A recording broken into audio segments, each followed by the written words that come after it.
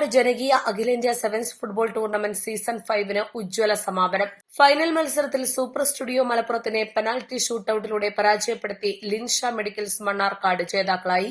Final മത്സരം Kerala sevens football association general secretary Salahuddin Mambad ഉദ്ഘാടനം ചെയ്തു. ഗവൺമെന്റ് ഹൈസ്കൂൾ ഫ്ലഡ് ലൈറ്റ് സ്റ്റേഡിയത്തിൽ നടന്ന ടൂർണമെന്റിൽ 22 ടീമുകളാണ് പങ്കെടുത്തത്. കക്കുളം ഹൈസ്കൂൾ പടിയിലെ ഗാലക്സി ക്ലബ്, പടാരക്കുന്നിലെ ബൈജെഎസ് club, Pandikkad government higher secondary school PTA committee എന്നിവ സംയുക്തമായി ജനകീയ കൂട്ടായ്മയുടെ സഹകരണത്തോടെ government higher secondary school flood light സ്റ്റേഡിയത്തിലാണ് മേള നടത്തിയത്. ജീവകാരുണ്യ പ്രവർത്തനങ്ങളുടെ ധനശേഖരണാർത്ഥം നടത്തിയ മേള സംഘാടനം കൊണ്ടും ഏറെ ശ്രദ്ധിക്കപ്പെട്ടു.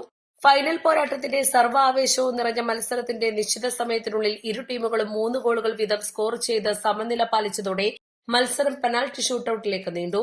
തുടർന്ന് ലിൻഷ മെഡിക്കൽസ് മണ്ണാർക്കാട് ജേതാക്കളായി.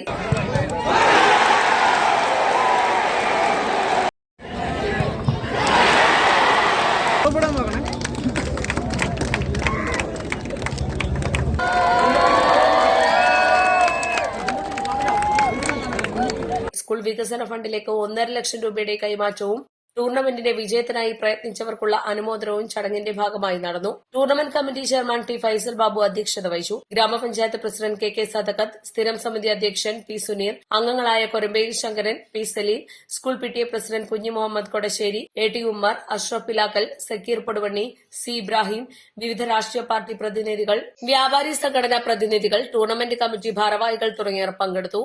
East live, Pandikkad.